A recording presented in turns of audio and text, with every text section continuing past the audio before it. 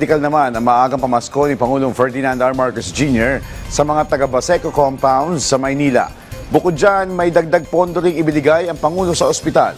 Ang detalye sa report ni Clazel Pardilla. Mag-iisang taon nang tinitiis ng labanderang si Lola Clemencia ang kirot na nararamdaman sa kanyang tiyan. Mahirap talaga pag wala kang budget. Kinikita ko lang sa 300. Pero matapos ang matagal na pamimilipit sa sakit, nakapagpakonsulta na siya at nabigyan pa ng libreng gamot. Nagpasalamat nga ako may libre.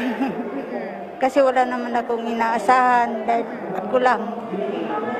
Naiiyak ka?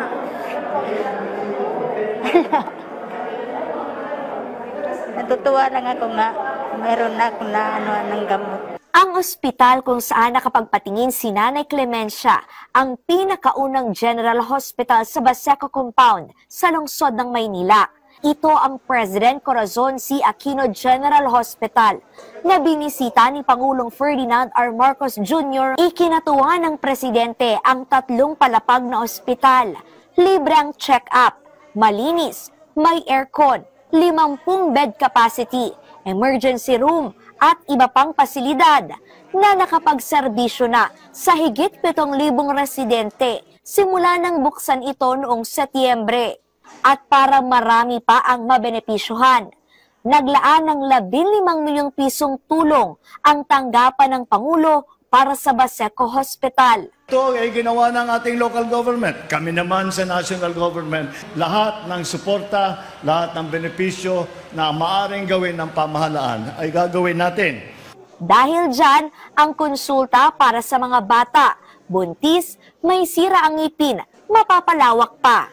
At yung bibigay po ng ating Pangulo ay napakalaking tulong para ipandagdag sa mga bilihin na mga kinakailangan namin gamit para sa ospital na ito. Gamit pang opera, syempre, at mga makabagong gamit para sa OB-GYN. At sana, pala rin kami, bigyan din kami ng dialysis center.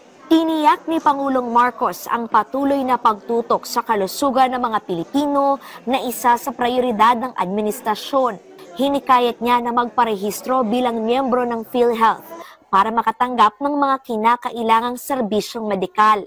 Kabilang dyan ang Yakap Clinic. Wala nang gagastusin sa pagpapacheck up at screening. Bayad na rin ang bill ng mga pasyenteng dinadala sa mga pampublikong ospital ng Department of Health sa tulong ng zero balance billing. Pinalawak din ang benefit package ng PhilHealth. Halimbawa, ang dating hanggang 600,000 pesos na binabayaran ng ahensya sa mga nagpa-opera sa bato, itinaas na hanggang 1 milyong piso. May gamot up na rin kung saan maaring makatanggap ng libreng gamot ang mga pasyente. Ang administrasyon po ito ay ginagawa ang lahat upang mapatibay natin ang ating tinatawag na healthcare system. Mga ospital natin, mga clinic natin, mga insurance natin, napakaraming pagkukulang.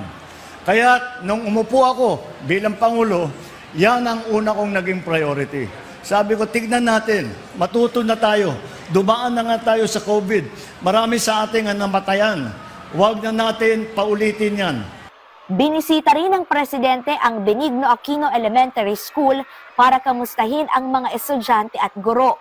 Namahagi rin siya ng charitimba na naglalaman ng bigas at iba pang pagkain. Sa akin, sila parent, malaki na po siya. Ayan na talaga.